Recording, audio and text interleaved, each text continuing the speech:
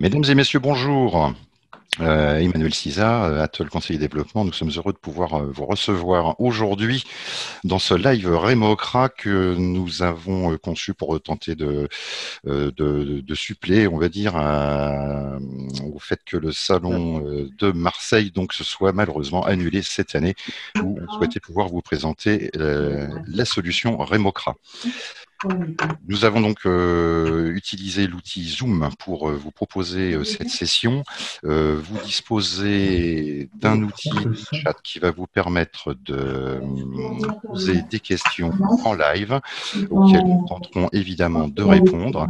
Ah Et ouais. nous vous invitons également Bah, à de rien, tiens-moi au désactiver courant vos si tu micros. Voilà, vous avez une barre Ah, cool. de menus qui vous permet de désactiver vos micros, que vous pourrez évidemment réactiver Ça. le moment venu pour voilà, poser Ok, des vieux. questions ou Ça intervenir. marche. Et puis tiens-moi au Ceux courant qui surtout. Bisous, interviendront. Clé. Ciao. On entend beaucoup de monde, oui, ça marche, ça marche bien, et on est heureux que ça fonctionne. Donc, comme je le disais, voilà, si vous pouvez désactiver vos micros en attendant, sinon ça fera beaucoup de bruit parasite pour le confort de tous et de l'audition de chacun. Donc voilà, je le répète, hein, mais vous avez un outil de chat pour poser des questions hors micro et lorsque vous le souhaitez, pouvoir intervenir pour les intervenants. On vous propose donc de commencer par une petite introduction. Hop, voilà, donc Emmanuel Siza, c'est moi qui suis en train de parler aujourd'hui pour ceux qui ne me Ça connaissent pas. marche, Jérémy? Ça marche, madame, oui. Et nous avons donc Cédric Darbon, ici présent également, qui interviendra différemment. Cédric est le responsable du pôle SIG chez Atoll Conseil et Développement, mais également chef de projet Rémocra. Bonjour à tous. Bonjour. Le programme de la matinée. Premièrement, petite introduction, on est en train de la faire. 9h45, présentation de l'application Remocra pour ceux qui ne la connaissent pas et pour ceux qui souhaitent y revenir. On aura le plaisir d'avoir le témoignage de ce 10 utilisateurs à partir de 10h30. À 11 heures, les nouveautés qui seront présentées par Cédric Darbon, donc les nouveautés 2020-2021 en cours de développement, livraison, finalisation. Et puis à 11h30, un petit focus sur les formations complémentaires que nous proposons dans le cadre de l'exploitation de Remocra. Évidemment, on finira cette session par un échange de questions-réponses où ceux qui ne sont pas utilisateurs de Remocra pourront poser des questions soit directement à Atoll, soit directement, et c'est tout l'intérêt de cet échange, aux utilisateurs actuels de Remocra. Vous avez d'ailleurs la liste des participants, je crois, qui peut s'afficher. Vous l'avez également en chat et qui vous donne une idée des forces en présence. Donc, introduction, pour ceux qui ne nous connaissent pas, Atoll, Conseil et Développement. Donc, nous sommes une société de services informatiques, services numériques, anciennement SS2I, présent dans les agences qui s'affichent aujourd'hui à l'écran et dont le siège social historique est basé à Gevrey-Chambertin, en plein cœur de la Bourgogne et au sud de Dijon. Notre activité est centrée donc sur l'accompagnement de nos clients dans l'intégration essentiellement de solutions open source. Nous avons une très forte activité dans le domaine de la dématérialisation, avec de la capture, avec l'accompagnement de nos clients dans leur processus de dématérialisation et processus documentaire sur base de solutions open source encore, une GED Alfresco.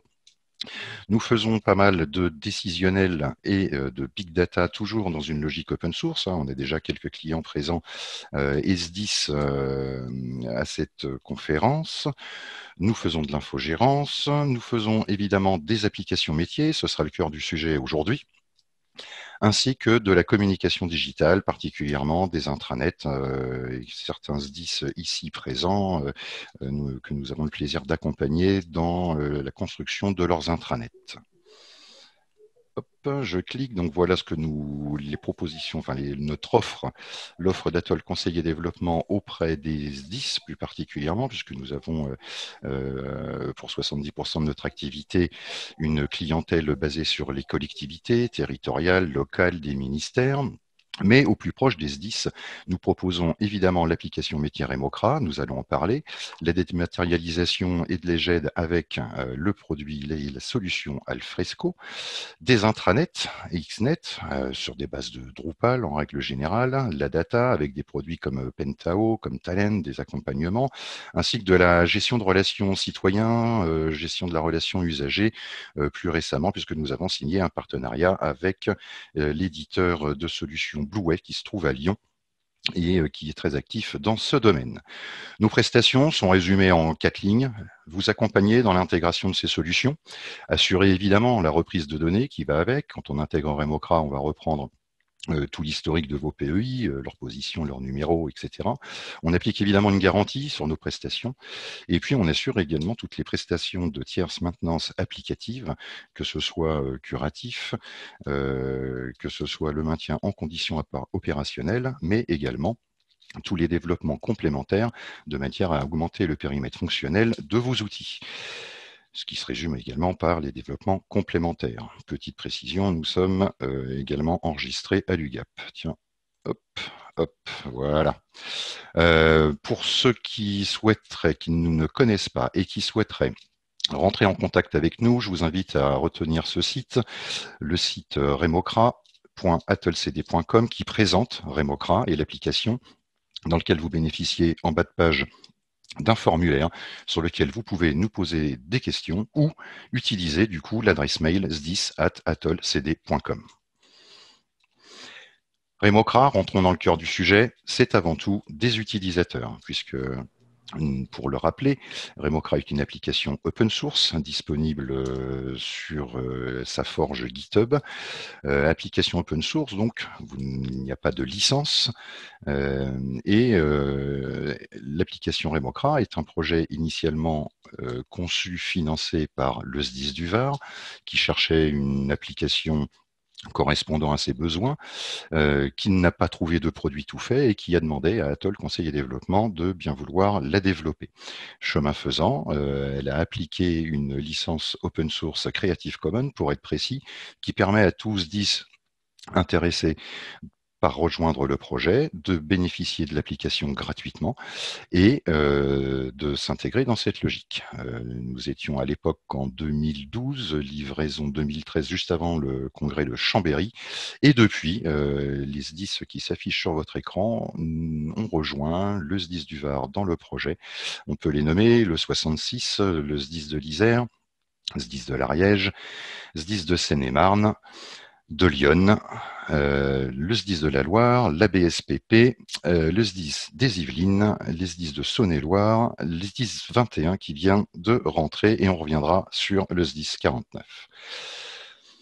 Projet communautaire donc, l'union fait la force, chaque SDIS a contribué à financer le périmètre fonctionnel de Remocra. Chacun a apporté sa pierre à l'édifice. L'idée étant la suivante, si je prends l'exemple, donc le 1083 a évidemment fourni l'essentiel des modules métiers disponibles et que je vous présenterai tout à l'heure. Et chaque SDIS, par exemple le SDIS 71, le deuxième à être entré dans le projet, donc avait besoin, lui, d'un module de publipostage pour générer automatiquement des courriers. Eh bien, le SDIS 71 a financé ce module et l'a remis gratuitement à disposition des autres utilisateurs. Autre exemple, avec le SDIS 77 qui souhaitait automatiser l'authentification des utilisateurs, a également donc financé un module de connexion LDAP et qui permet aujourd'hui à Remocra de se connecter sur l'annuaire du SDIS, l'annuaire de votre structure, de manière à automatiser l'authentification des utilisateurs avec login et mot de passe. Voilà, on ne va pas tous les citer ici, ils sont présentés. Cette présentation restera à votre disposition sur demande et on peut réévoquer pour finir donc les dernières évolutions 2020 dont tout le monde pourra bénéficier et financées par la BSPP, comme voilà, la gestion des débits simultanés, une grande optimisation concernant la gestion des sites privés et des contacts de tous ces sites privés. Mais également, Cédric nous les présentera tout à l'heure, un module de couverture hydraulique ainsi qu'un tableau de bord qui manquait à l'application. Rappelons-le, Remocra est un outil qui s'adresse à différents métiers du SDIS. Donc c'est une application modulaire. Tous les modules sont livrés en standard. Il vous suffit d'ouvrir des droits à des utilisateurs pour pouvoir bénéficier de ces modules. On va les citer. Le premier, celui qui est le plus utilisé, c'est donc le module de gestion des points d'eau et des tournées, qui bénéficie également d'une application mobile, de manière à pouvoir réaliser des tournées au pied de l'hydrant, saisir les données directement sur un outil tablette et les remonter dans l'application web. Deuxième module métier majeur également et assez utilisé, c'est le module adresse, donc un module de remontée d'informations cartographiques qui va permettre à tout utilisateur bénéficiant d'un login et d'un mot de passe de pouvoir directement dessiner sur la carte une nouveauté ou un différentiel entre le référentiel cartographique du SDIS, le référentiel de données cartographiques, et pouvoir faire remonter, par exemple, la création d'une nouvelle rue, d'une nouvelle résidence, mais également d'un poteau d'incendie, pourquoi pas. Module de carte personnalisée, donc, qui a la vocation de permettre à tout utilisateur, sur les fonds de carte et les données cartographiques alimentées par le SIG vers l'application Remocra, de dessiner une petite carte circonstancielle avec voilà, des dessins, des points, des vecteurs, des surfaces, des commentaires, des textes, des images, et permettre de réaliser par exemple la carte du couverture locale d'un cross ou d'une manifestation. Un module risque qui a deux pans, un module public dans une logique open data, on va y faire un bref passage pour vous le démontrer, et puis également un module risque qui a donc l'essence d'informer tout utilisateur des risques que vous souhaitez publier et mettre à la connaissance des membres du SDIS et pourquoi pas d'utilisateurs externes comme le sont vos partenaires. Module de DFCI, défense de la forêt contre l'incendie, qui assure les échanges avec l'ONF, toutes les données relatives aux points de retournement, aux points de croisement, l'entretien des pistes à caractère DFCI. L'ONF informe le SDIS de l'entretien des pistes à caractère DFCI et de la donnée DFCI de façon majeure et régulière. Autre module, la recherche des causes d'incendie, RCCI, donc un module qui permet d'avoir une base de données centralisée sur les départs de feu et de partager cette information entre les intervenants concernés, j'ai nommé le SDIS, mais également la gendarmerie, la police, la préfecture, et donc toute une base de données qui permet de consigner les informations relatives au départ de feu, plutôt orienté naturel aujourd'hui.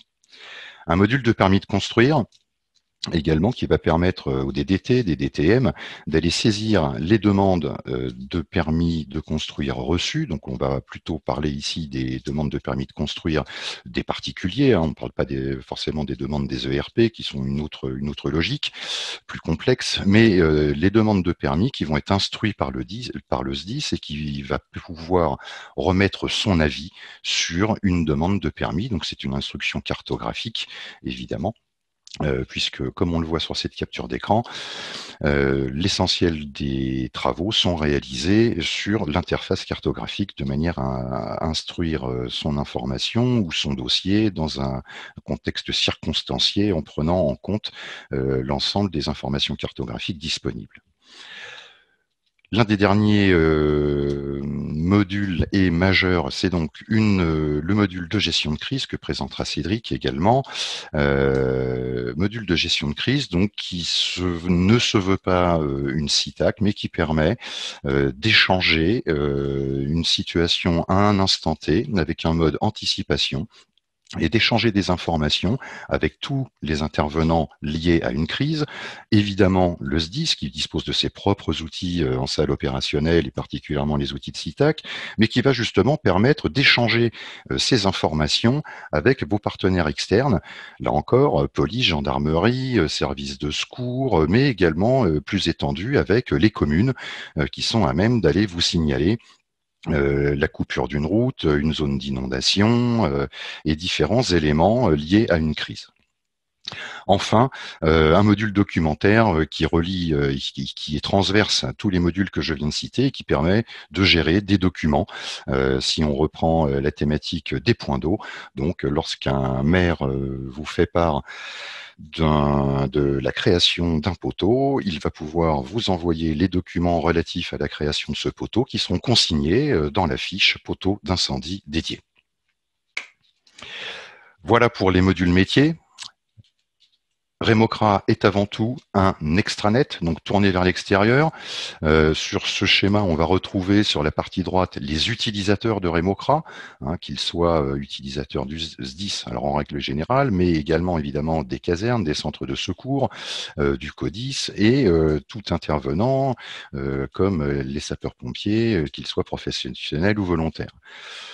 Les intervenants en bas à droite de ce schéma, donc en vert, sont les intervenants qui ont plus une logique de gestion et d'administration de l'outil. Il nous manque une flèche sur ce petit schéma. Évidemment, le service SIG alimente Remocra pour tout ce qui est données cartographiques. Évidemment, l'enjeu du module PEI est également d'alimenter votre SGO, donc système de départ, en informations relatives à la disponibilité ou non des poteaux ainsi que leurs caractéristiques. Et puis, voilà, on va évidemment administrer l'application. Sur le pan gauche de ce schéma, eh bien, on va retrouver les utilisateurs en mode extranet, à savoir les communes, les conseillers généraux, les DDT, sociétés d'affermage, ONF, la Poste, public, tous partenaires externes avec lesquels vous avez besoin d'échanger de l'information. On va retrouver au cœur donc le centre, le cœur applicatif de Remocra et évidemment tous les modules métiers que nous venons de citer. On l'a dit, donc, l'enjeu de Remocra, c'est également de préparer de la donnée dans le but de la partager avec les systèmes opérationnels. Donc, on est déjà connecté parmi les différents utilisateurs avec les SGO de type Artemis, Start avec Sistel, Hexagone, Intergraph, Gypsy chez IMPI, mais également d'échanger de façon bidirectionnelle des données avec le SIG, puisque le service cartographique du SDIS va alimenter Remocra en données cartographiques. Et Remocra, dans le cadre par exemple des remontées d'informations cartographiques terrain, va pouvoir également partager ces données avec votre SIG pour que vous puissiez les traiter avec les outils conventionnels et des éditeurs souvent qui vous équipent. On va s'intéresser dans un premier temps au module le plus utilisé, donc le module de gestion des points d'eau, avec les fonctionnalités principales. Ici, évidemment, la création, la modification d'un point d'eau, mais sa gestion sur tout son cycle de vie, c'est ce que je vais essayer de vous présenter rapidement. On va gérer, bien entendu, la gestion des indisponibilités et des disponibilités. La gestion des tournées, puisqu'évidemment l'outil va permettre de constituer ces tournées, de modifier la tournée pendant leur cycle de vie, d'ajouter un point d'eau à une tournée ou de l'enlever dans le cas d'une suppression. L'interface va vous proposer également un outil de gestion des anomalies, de manière à ce que l'application vous propose une logique de travail qui soit le reflet de votre de votre façon de gérer les indisponibilités, enfin les anomalies liées à chacun des poteaux d'incendie. Et puis on va évidemment gérer toutes les remontées des contrôles, que ce soit les contrôles faits, les ROP particulièrement, donc les contrôles dont les SDIS sont en charge dans le cadre de leur règlement départementales, mais également les remontées de tournées hydrauliques typiquement réalisées par les communes, bon, chacun à leur rythme, hein, puisque voilà, on est encore dans une logique où les communes prennent leurs responsabilités, c'est à des rythmes différents. Et à l'issue, évidemment, de ces remontées d'informations, donc l'application va vous proposer des traitements automatiques par mail, mais également de génération de courrier, de manière à ce que vous puissiez informer les communes lorsque vous avez fait vous tournez donc de l'état de leur parc de poteaux, de bouches d'incendie, de pénas, de réserves, de manière à ce que vous puissiez les informer de l'état du parc et des travaux potentiels qu'il est nécessaire de faire pour les remettre en état. L'application, donc pour la partie tournée, l'application web est complétée par une application mobile qui, elle, est centrée sur la tournée, terrain, le relevé terrain, et qui va permettre de gérer voilà, toutes les tournées, les mesures, les constats qui vont être faits sur le terrain, les constats d'anomalies, voilà, tel type de bouchon manque, le carré de manœuvre est cassé, l'hydrant n'a pas d'eau, etc. Donc une tournée qui va pouvoir être faite directement sur l'application mobile et synchronisée automatiquement avec l'application web de manière à récupérer automatiquement les données. L'idée étant évidemment de ne pas repasser par un cycle de saisie manuelle qui peut apporter voilà, potentiellement des erreurs de saisie, mais surtout de réduire le temps de la prise en compte de l'information entre le terrain et le SGO, de manière à ce que un hydrant constaté indisponible sur le terrain soit rapidement perçu comme indisponible sur le ticket de départ au niveau du SGO. Oui, bon, on va finir avec ça et puis ensuite on va aller voir concrètement l'application pour ceux qui ne la connaissent pas. Donc, le module de publipostage va vous permettre, une fois que les tournées sont réalisées, sur la base de modèles de courrier pour lesquels vous êtes autonome de manière à remplir les textes que vous souhaitez ou les informations que vous souhaitez envoyer vers les communes, un modèle de courrier type que vous allez déposer dans l'application, qui va ensuite, lors de l'automatisation des traitements, être rempli et complété automatiquement par l'application, de manière à fournir ici et envoyer aux communes des courriers complets, mettant particulièrement l'accent sur les hydrants indisponibles. On ne le voit pas très bien ici, mais mettant en évidence les travaux qui doivent être réalisés pour remettre les hydrants en état et que vous puissiez évidemment vous appuyer dessus lors des départs. Je vous propose maintenant d'aller voir ça concrètement côté applicatif. Alors on va utiliser ici, là il y a longtemps que je n'étais pas connecté, je vais faire un petit refresh. Voilà. Me voilà donc connecté en tant qu'utilisateur bénéficiant donc d'un login et d'un mot de passe et de droits circonstanciés sur mon application de gestion des points d'eau. Si je reviens à l'accueil, donc on retrouve des éléments, des modules ici. On retrouve, on va dire, les modules métiers. On a cité la gestion des points d'eau, mais on a également, par exemple, la cartographie, le module de cartographie personnalisée. Donc en fonction des droits dont bénéficie l'utilisateur, chaque utilisateur, en fonction de ses droits, va pouvoir, l'interface va se personnaliser en fonction des droits de l'utilisateur. Donc ici, je suis un utilisateur qui a le droit de réaliser une carte personnalisée sur les fonds cartographiques donc transmis par le SIG de la BSPP, puisque nous sommes ici sur un serveur de test de la BSPP. Et puis donc, je vais pouvoir rentrer directement dans la gestion de mes points d'eau.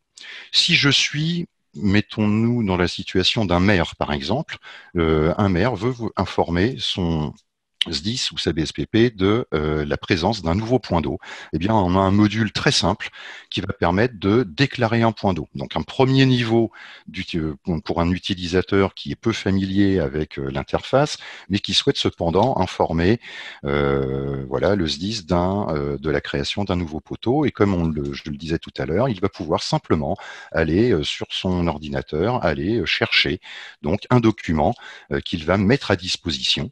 Une fois qu'il aura envoyé ce document, les responsables qui auront été paramétrés seront informés du dépôt de tel utilisateur et de tel document pour pouvoir le prendre en compte et créer un nouvel hydrant qui devra donc faire l'objet d'une reconnaissance initiale, d'une phase de numérotation. L'application, évidemment, dans ce type de contexte, se personnalise au niveau des paramétrages en fonction des processus qui ont été établis. Si on garde cet exemple, je suis maire et je veux déclarer un point d'eau, eh bien, je vais pouvoir aller, par exemple, directement sur mon fond de carte, donc me centrer là où je veux faire un signalement. Voilà, imaginons qu'ici, en plein milieu de ce lycée, nous ayons... Ah, j'ai été peut-être un peu loin au niveau du zoom. Voilà. Toc.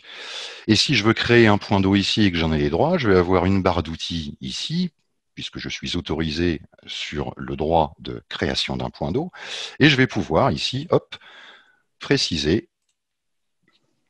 la création, par exemple, d'un poteau ou d'une bouche d'incendie, et du coup, ouvrir une friche, nouveau poteau bouche d'incendie, dans lequel je vais pouvoir aller saisir l'ensemble des informations que je connais à l'étape de la création du poteau d'incendie.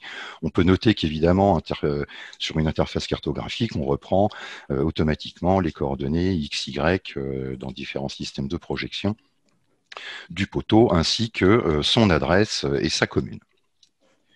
Voilà pour la partie création d'un poteau dans un mode simple. On va maintenant regarder la partie interface proposée dans les phases de gestion Tiens, je vais mettre mon écran voilà, en plein écran, qu'on profite bien de l'application. Donc, allez voir quelles sont les interfaces disponibles pour les phases de gestion. Donc, on bénéficie en haut de l'écran de différents onglets en fonction de la nature de son travail. Un premier onglet d'accès rapide qui va me permettre d'aller, par exemple, trouver une tournée et localiser une tournée. Voilà, donc je vais pouvoir aller simplement la localiser. Je vais aller pouvoir chercher un point d'eau. Il me suffit de saisir un numéro, voilà, pour aller localiser directement sur la carte et centrer ici 1, 2, 3. Je retrouve bien mon poteau d'incendie. Toujours dans l'accès rapide, je vais aussi aller pouvoir me centrer sur une commune puisque je suis, par exemple, dans une phase où je vais chercher à travailler sur la logique des ECI d'une commune. Et puis également, quand j'ai saisi la commune, donc j'ai le champ voix qui va me permettre de me centrer automatiquement sur la zone de mon intérêt ou de mon type de travail. Le deuxième onglet, il est consacré, lui, ici aux tournées. Donc, on va lister ici l'ensemble des tournées présentes dans l'application. Les tournées, évidemment, pour grand nombre d'entre vous, sont déjà établies au moment du lancement de l'application. Donc, dans les phases de reprise de données, on vous propose également de reprendre les tournées constituées automatiquement. Cette occasion, revu sa logique de tournée et avait pu les reconstituer directement sur l'application. On y reviendra. Mon onglet point d'eau présente ici une interface tabulaire qui va me permettre de gérer l'ensemble de mes points d'eau sur une présentation en liste. On est ici sur une interface qui comporte 41 547 points d'eau, pour être précis. Je vais avoir des outils de recherche ici pour leur numéro. Je vais avoir des outils de recherche également. Hop, là, c'est pas forcément des données circonstancielles, c'est celles de mon navigateur. Donc voilà, je vais pouvoir trier mes données sur différents filtres, sur différentes logiques, la commune, le numéro interne, l'appartenance ou non à une tournée, quel est le type de poteau. On va s'arrêter un instant ici puisque vous n'avez pas forcément de tous les utilisateurs les mêmes catégories de poteaux. Donc là aussi, ça fait partie de notre phase d'intégration et de paramétrage, donc de vous proposer de regrouper ici par type de poteau les catégories que vous gérez en interne. C'est Franck. Je me connecte au serveur Oxiohaute et j'ai plus la possibilité de cliquer sur le bouton Windows en bas à gauche, le bouton démarrer. Est-ce que ça te parle? Excusez-moi, mais je crois qu'on vous entend, le monsieur qui évoque Oxio. Si vous, voilà, je vous invite à utiliser la barre d'outils qui vous permettrait de désactiver votre micro. Merci. Donc voilà des catégories de poteaux. des bassins, des piscines, des puits et autres. Donc ça, c'est tout à fait modulaire, hein. On retrouve également évidemment une logique de gestion des poteaux. Est-ce qu'ils sont privés sous convention, publique, hein, puisque c'est une information essentielle dans leur gestion. Les adresses. Et ici, donc, les disponibilités, hein, je vais pouvoir trier mes poteaux par catégorie, ceux qui sont disponibles, ceux qui sont indisponibles, mais on a également un statut de non-conformité, hein, si je veux me concentrer sur des poteaux non conformes. Donc, des poteaux non conformes sont des poteaux qui, par exemple, délivrent de l'eau, mais ne correspondent pas à votre norme, hein. Si vous considérez qu'un poteau doit délivrer 30 mètres cubes heure ou 60 mètres cubes heure, on peut avoir des poteaux qui n'en délivrent que 15, on va les considérer comme non conformes. On dira à utiliser de façon secondaire ou en complément lors des interventions. Et puis on va évidemment, puisque c'est la logique, avec les engagements, c'est également donc voilà une donnée essentielle et majeure avec laquelle vous devez travailler, c'est les dates de reconnaissance et les dates de contrôle. Donc, on va pouvoir ici vous proposer des filtres avec, par exemple, quelles sont les dates dépassées pour ces poteaux depuis un mois. Bon, là, j'ai mis 2 filtres ensemble. Évidemment, ça limite l'affichage. Voilà, l'application se rafraîchit et me met en exergue avec des dates en rouge et en gras, donc tous les poteaux dont les dates de contrôle sont dépassées. Évidemment, je précise ici que les données sont totalement fictives, hein, et ne correspondent pas à la réalité des poteaux de la BSPP. Voilà pour l'onglet point d'eau, donc une interface tabulaire qui va vous permettre de gérer de façon en mode liste l'ensemble de vos points d'eau. Ensuite, la partie localisation. Donc la partie localisation permet sur fond cartographique d'aller gérer l'ensemble de ces poteaux. En fonction des droits, on a tous les outils ici qui vont vous permettre de les gérer.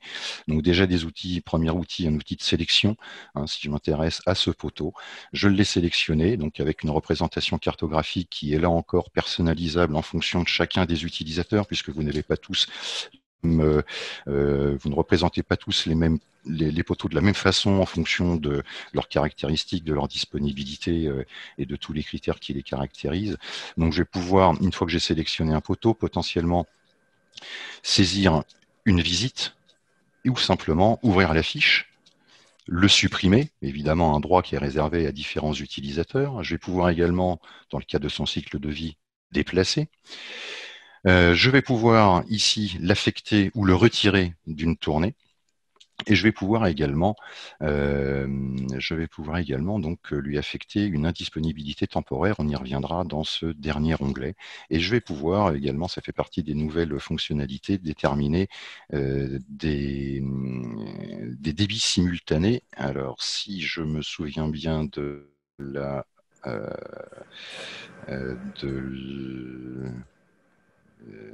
non, je m'en souviens pas. Ou si je le sélectionne. Ah non, voilà, je me souviens. Maintenant, je crois, je vais cliquer sur mesure simultanée et hop. Bon, ça, je me souviens plus comment on fait. Ça, j'arrive plus. J'arrive pas. Bon, on a si moi je n'arrive plus à le faire, on a de toute façon la notion donc de débit simultané qui est présent dans les poteaux. Ou c'est ici que je dois le cliquer. Non, Manu. Là c'est donc faut bien cliquer sur le sur le. Si tu peux bien cliquer, excuse-moi. Alors attends, là t'en as 3. Donc c'est sur un site. Pourquoi il y en a que 3? Pourquoi il n'y en a que non donc clique là-dessus pour voir effectivement. Curieux. Bon, faudrait qu'on demande à la BSPP, M. Rafou est là, on lui demandera tout à l'heure. Ouais, il sait mieux l'utiliser que nous. Voilà, en fait, ça se fait à partir d'une sélection de PUI privés sur la carte. Est-ce que tu peux trouver on va en créer des PUI jaunes sur la carte, éventuellement, Manu? Des PUI privés. Voilà, ah bah, ils ont déjà. Voilà, tu prends les deux là, que tu as en haut de ta carte. Tu prends l'outil sélection. Voilà, tu les sélectionnes les deux. Voilà, tu fais. Voilà, et je peux créer du coup un débit simultané. Voilà, je ne vais pas m'étendre, ne connaissant pas parfaitement la fonction, je ne vais pas m'étendre dessus, mais en tout cas, sachez que la notion existe et effectivement, Monsieur Raffo, ici présent, qui nous a rejoint, donc pourra nous en parler plus en détail pour ceux qui souhaitent s'intéresser à cette fonction. L'idée étant évidemment, dans le cadre donc d'études, d'aller ouvrir les différents poteaux et de mesurer ce qu'il en sort lorsque l'on est en intervention, de manière à avoir une estimation des débits. Vous voyez, on va réafficher ici le débit sur la Bibliothèque nationale, donc un 240 m3/heure qui a été retenu sur l'ouverture de 2 poteaux.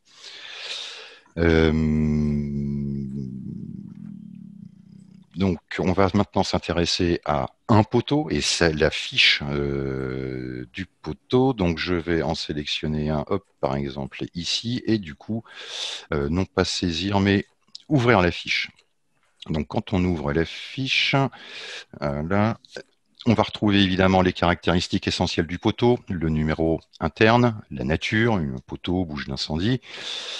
Quelle est l'autorité de police DECI? Donc là, on est sur sur mairie de Paris. Quel est le type de DECI? Donc public, privé, sous convention. Et puis qui en est le gestionnaire? On peut également, dans le cadre de type de DCI privé, par exemple, je sais pas, SNCF, donc avoir ici de différents sites. On pourrait avoir un gestionnaire privé qui s'appellerait génériquement, on va dire SNCF, mais disposant évidemment de différents sites. Voilà, prenons différentes gares, par exemple, ou différents établissements. Donc on a cette notion, et dans cette notion, on va évidemment, pour chacun des sites, pouvoir différencier des interlocuteurs différents, ce qui permettra ultérieurement d'aller envoyer des courriers, de communiquer directement avec les intéressés.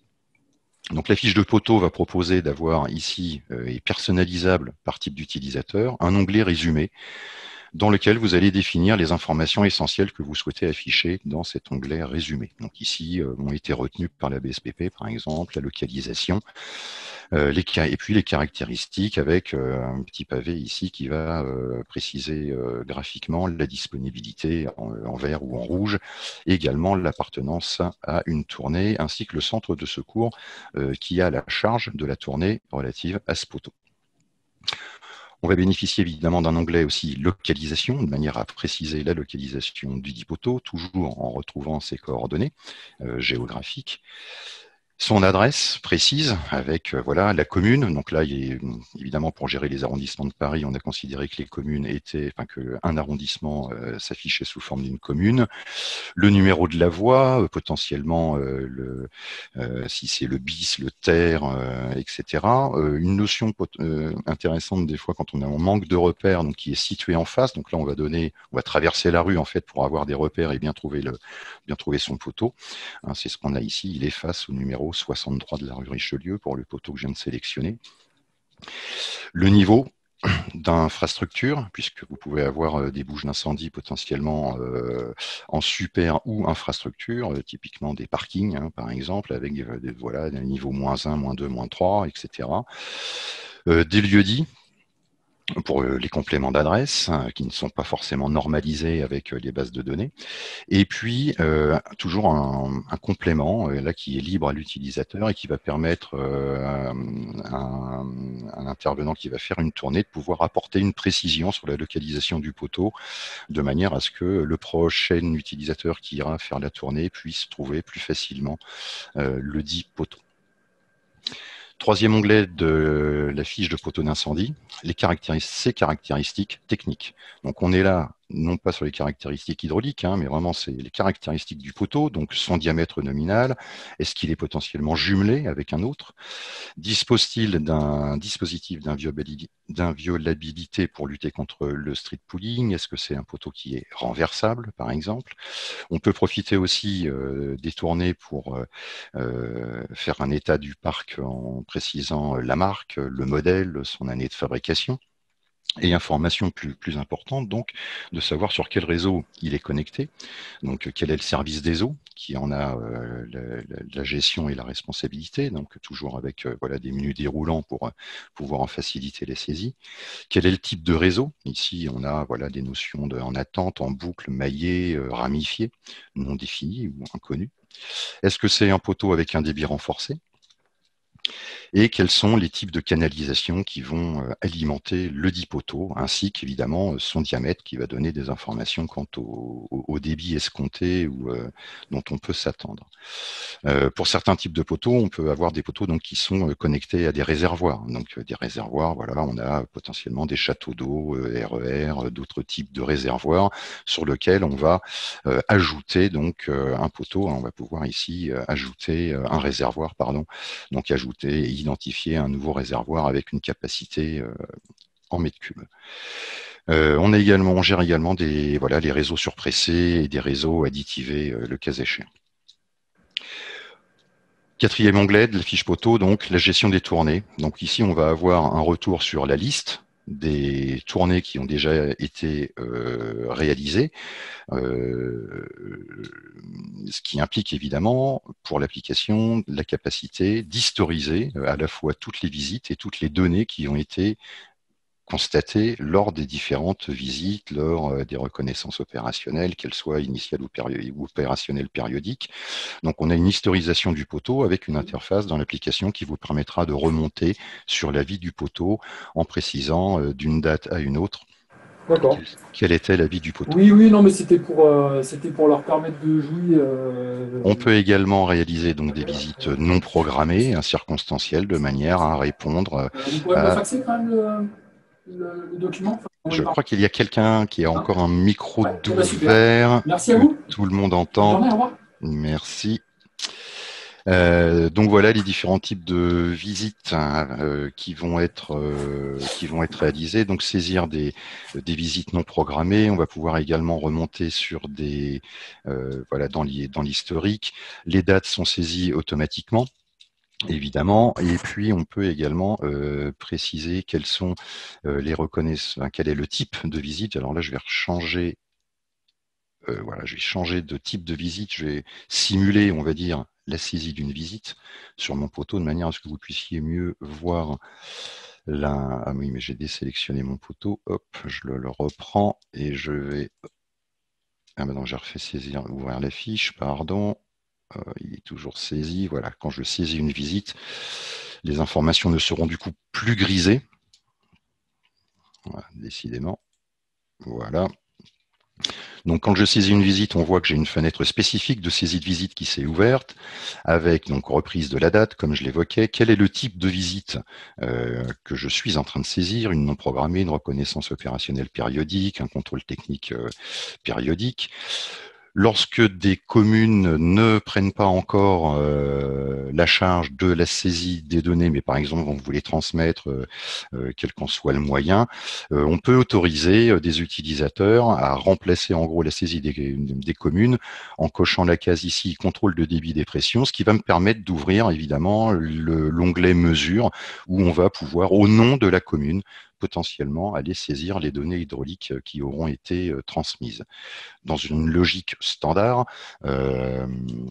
et que je fais par exemple une tournée de reconnaissance opérationnelle, je n'aurai pas à saisir les mesures hydrauliques, mais je ne saisirai que ce qu'on appelle les points d'attention, donc les constats d'anomalie qui sont faits par les sapeurs-pompiers qui font les tournées. Donc ici, toute une logique d'anomalies dont la gestion reste à votre disposition, puisque vous avez une interface qui vous permet de les gérer, et on va retrouver ici affiché en gras les anomalies qui vont impacter directement l'état de disponibilité des poteaux.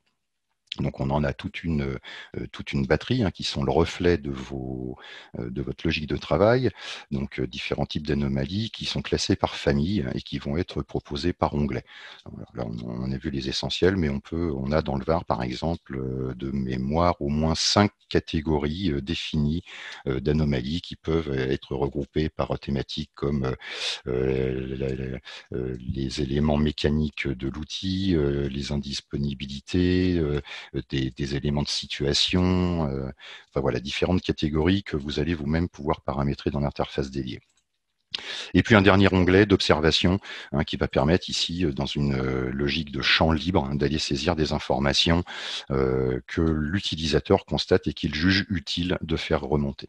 Donc voilà, une fois que j'ai validé ma saisie, je vais pouvoir du coup enregistrer directement les informations dans la base de données de Remocra et les réexploiter, les exporter vers le SGO bien entendu, mais également du coup aller automatiser les échanges avec les communes en envoyant des courriers PDF, qui sont des courriers PDF, des tableaux.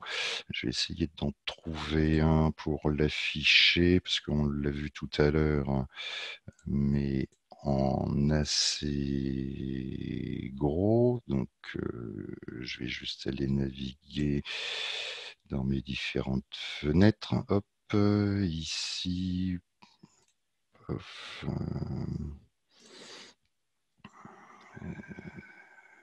est-ce qu'ils sont? Toc, toc, toc, voilà. Tiens.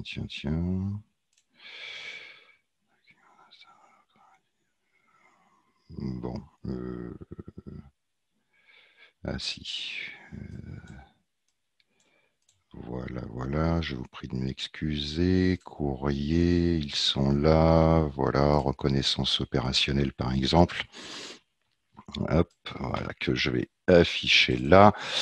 Voilà, donc on est ici sur, comme je l'expliquais tout à l'heure, avec le module d'automatisation des courriers. Donc ici, on va évidemment être dans la donnée variable qui va automatiquement être complétée par l'application, ainsi que voilà des données comme celle-ci, tout ce qui est date, destinataire. Ici, donc des éléments fixes que vous allez déterminer dans les modèles de courrier que vous éditerez vous-même et que vous gérez dans l'application.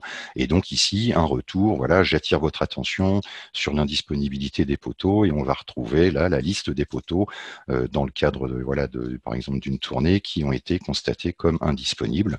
Donc toujours voilà des textes que vous allez pouvoir rentrer par vous-même et modifier au courant de l'année ou des différents cycles. Et puis suivi ensuite donc d'un tableau récapitulatif, de l'ensemble des poteaux qui, par exemple, ont fait l'objet d'une tournée ou, si vous le souhaitez lors des paramétrages, on peut aussi sortir un rappel ici de l'ensemble des poteaux d'une commune, de manière toujours à échanger l'information entre vous-même et la commune sur l'état des tournées, l'état des poteaux, pardon.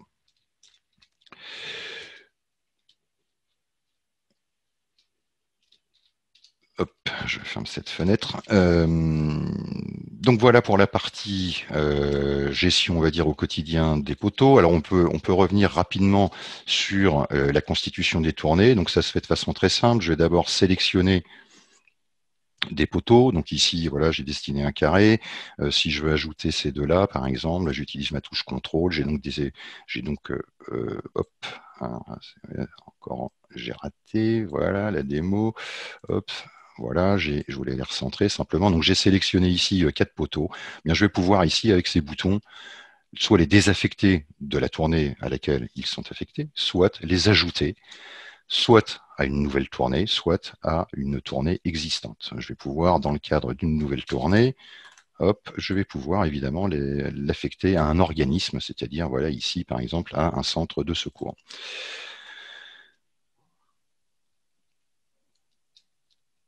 Alors, dans les onglets suivants, indisponibilité temporaire, dans les indisponibilités temporaires, donc, on a une notion qui vient surcharger les indisponibilités dont on vient de parler. Et une indisponibilité temporaire va permettre la saisie de données. Par exemple, intervention de Veolia sur une canalisation et qui va impacter la disponibilité des poteaux. Donc, on a aussi une logique ici différente qui va permettre de déclarer au niveau du dans Remocra, mais pour report évidemment dans le SGO, de l'indisponibilité de telle série de poteaux ou de tel poteau pour telle raison, d'une date à une autre date, avec, en fonction de notre logique de travail, une remise en disponibilité automatique ou tout un système d'information par mail ou par message qui va vous permettre de vous alerter en disant tel poteau devrait redevenir disponible. Est-ce que c'est le cas ou pas? Et donc, en fonction de vos logiques de travail, on peut avoir des interventions plus ou moins automatisées.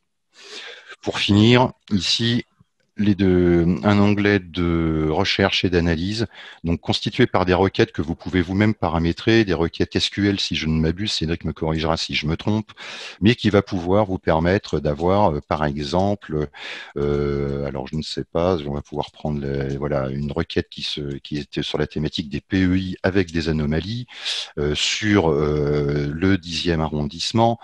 Je m'intéresse aux poteaux et bouches d'incendie et pas au PENA, concernant tous les débits d'un domaine public de diamètre 100 et de DECI public. Je ne m'intéresse, est-ce que je veux les poteaux renforcés? Oui, je les veux tous. Et est-ce que je veux ceux qui ont un kit de sécurisation? Peu importe, je les veux tous. Je demande à l'application d'exécuter la requête. Elle me sort une liste tabulaire de l'ensemble des poteaux qui correspondent à ma requête. Et puis, je vais pouvoir évidemment l'exporter, la sélection. Je ne sais pas, donc je vais l'exporter sous une forme Excel. On peut aussi, lorsque la requête le considère, donc exporter des données cartographiques, donc sous forme de shapefile, parce que je me suis intéressé à des poteaux contenus dans telle zone ou contenus sur une requête qui amène une réponse cartographique. Dernier onglet, c'est le final, la liste des documents. Là, on va retrouver tous les documents circonstanciés. Donc voilà, ça peut être le règlement départemental DECI et également tous les PV, par exemple, de réception de nouveaux poteaux qui ont été enregistrés lors du cycle de vie du poteau. Voilà pour la présentation globale et rapide du point d'eau. On se tient évidemment pour tous ceux qui seraient intéressés pour des démonstrations plus particulières et plus poussées, plus précises sur l'ensemble des fonctionnalités que nous venons d'évoquer dans le cadre de la plateforme. On a évoqué évidemment différents modules métiers. C'était voilà, les différents modules métiers de Remocra. On y revient là. Et l'un des derniers et majeurs et intéressants, donc c'est le module de gestion de crise. Pour vous le présenter, je repasse la main à Cédric Darbon, donc responsable de projet SDIS, qui a développé le module sur les demandes fonctionnelles du SDIS du Var, et Magali Brion ici qui pourra nous en parler. Et je propose à Cédric donc de reprendre la main pour partager son écran et vous proposer la démonstration du module. Oui, merci Manu. Tu me laisses pas beaucoup de temps. Hein. Comme à chaque fois, tu es toujours très bavard sur ton module DECI, même si c'est vrai que c'est une importante fonctionnalité et qui fait que Remocra est notamment exploité dans plusieurs nombreuses disques. Donc voilà, donc effectivement, le module de gestion de crise, c'est un module assez récent qui avait été commandé à l'initiative du Var. Donc on en a déjà fait quelques démonstrations, je crois, au SDIS 49 dernièrement. Me semble. Donc, je vais pas trop rentrer dans le sujet parce qu'il me reste déjà pas beaucoup de temps et je voudrais pas mettre mes nerfs en retard. Donc, c'est un module en fait qui a vocation à pouvoir être activé, alors qu'il n'y a pas vocation à être activé en permanence, mais qui a vocation à pouvoir servir en période de crise, de période difficile. Donc, il est accessible comme pour tous les autres modules de Remocra à travers un onglet, un panel spécifique ici, suivi cartographique de crise. Et donc, du coup, derrière, on retrouve une liste d'événements qui ont été considérés comme crise et pour lesquels, en fait, donc des sortes de dossiers, si vous voulez, et pour lesquels, en fait, on va mémoriser un certain nombre de choses. Voilà, donc je vais reprendre un exemple ici, le test inondation. Donc une crise typiquement, c'est quoi? C'est à un moment donné dans un département, dans un SDIS, le préfet ou voilà, on rentre, voilà, il y a un incident, un accident majeur, quoi. Et donc du coup, on se met dans une disposition qui permet de collecter de l'information et de pouvoir, en provenance de différentes sources, et de pouvoir la représenter de manière cartographique.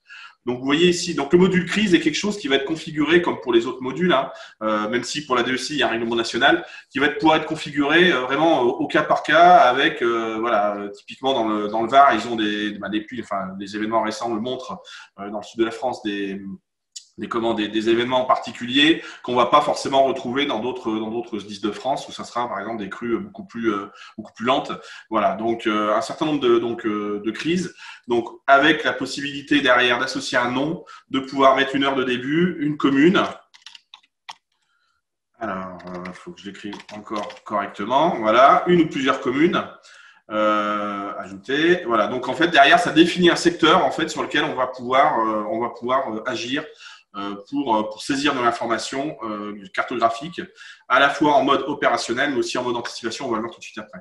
Chaque crise, en fait, donne l'occasion de pouvoir activer un certain nombre de couches cartographiques, donc qui proviennent soit du serveur cartographique de Remocra, soit de serveurs externes. Donc les serveurs externes, ça peut être les fonds GeoPortail, mais ça peut très bien être un fonds d'un conseil départemental où, par exemple, ils ont un serveur cartographique qui donne l'information du trafic ou l'état des routes, les routes coupées en temps réel. Voilà. Donc ces serveurs cartographiques peuvent être mobilisés dans le cadre d'une crise. Donc, on retrouve bien évidemment ici toutes les couches qui existent dans le cadre de, enfin, en tout cas dans le Var, dans le cadre du SDIS du Remocra du Var. On a la possibilité aussi d'activer un certain nombre de traitements, donc notamment, par exemple, dans le cadre des crises d'inondation, la possibilité de synchroniser directement les informations avec Vigicru. C'est-à-dire que dans Remocra, on aura la possibilité d'activer un processus qui va, par exemple, toutes les demi-heures, actualiser la hauteur des points d'eau aux stations pour qu'on puisse potentiellement faire une analyse thématique dessus et regarder un petit peu comment se comportent avec les autres éléments cartographiques qu'on a saisis les hauteurs d'eau au niveau des cours d'eau. Ça peut être aussi la coloration directement des tronçons orange, rouge ou vert, des tronçons de cours d'eau qui sont soumis à la vigilance. Voilà. On a la possibilité également d'activer ce qu'on appelle des répertoires de lieux. Donc, ce sont en gros des POI, des Point of Interest particuliers qui vont nous servir, par exemple, si on veut zoomer directement sur un camping en particulier, dans le cadre d'une pluie torrentielle ou des choses comme ça, on peut directement activer ça, mais pas forcément aller s'embêter avec la problématique de zoomer sur un point d'eau, parce que dans le cas de l'inondation, c'est pas ce qui va nous préoccuper. Voilà. Je vais essayer d'aller assez vite, même si je sais que je vais être incomplet du coup. Donc, une fois qu'on a paramétré la crise, on peut ouvrir et derrière, automatiquement, on se retrouve avec une interface cartographique qu'on peut basculer en mode plein écran. Et puis derrière, la possibilité, donc vous voyez ici, de saisir un certain nombre de choses. Donc, typiquement, je vais aller me positionner là. Et puis aller renseigner ici que le pont, par exemple, le pont, en fait, il est parti, quoi. Donc, on a directement des événements qu'on peut saisir ici. Ces événements peuvent être saisis et les droits sont gérés par type d'organisme qui a accès. On peut dire, par exemple, la gendarmerie potentiellement aurait la possibilité de saisir tel type d'événement, mais pas d'autres, ou inversement. Voilà. Alors, je vais saisir un handbacle directement ici qui va menacer le pont. Voilà.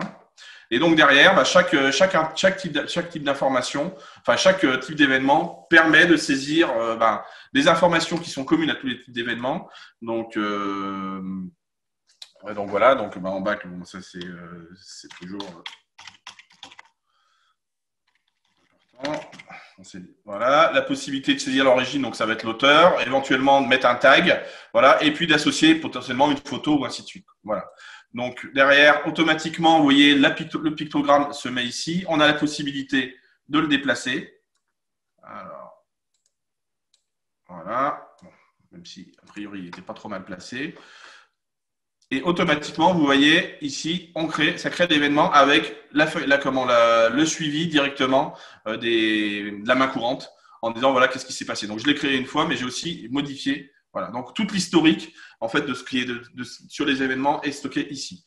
On a la possibilité de faire des screenshots de la carte. Alors, j'ai la barre du haut qui vient me perturber. Je vais repasser en mode normal, parce qu'avec le mode de visio, ça me perturbe. Donc, la possibilité de faire un screenshot de la carte. Alors, je vais peut-être prendre un fond de carte. Plus. Alors, pourquoi je n'ai pas autre champ si photographie aérienne? Voilà. Ici.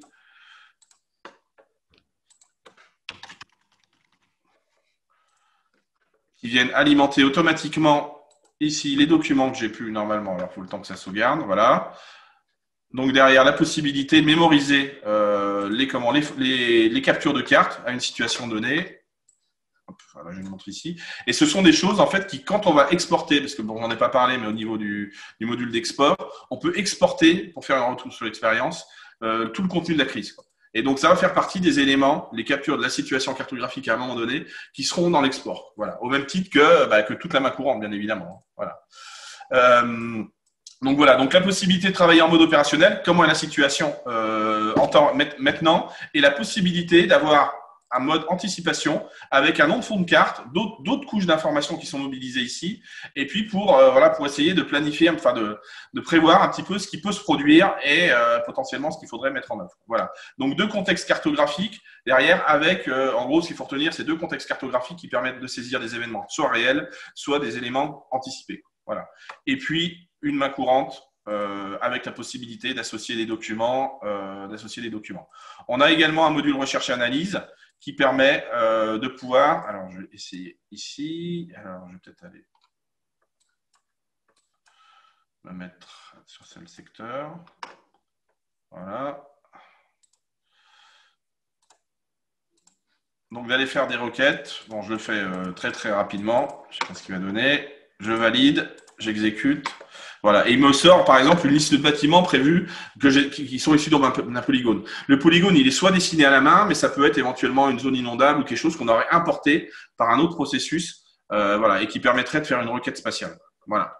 Donc voilà, rapidement, je vais pas trop m'attarder dessus parce que bon, on arrive déjà à 10h30, je voudrais pas empiéter sur le travail de la présentation de MEDER. Mais voilà, donc si derrière il y a besoin d'explications beaucoup plus fournies sur ce module, donc soit vous contactez directement le VAR qui en est à l'origine et qui saura en parler certainement mieux que moi, soit vous contactez les équipes d'Atoll, voilà. Donc après, bon, dans les phases de questions-réponses, peut-être que Magali voudra intervenir là-dessus, parce qu'ils l'ont utilisé, alors pas cette année, mais je crois fin 2019.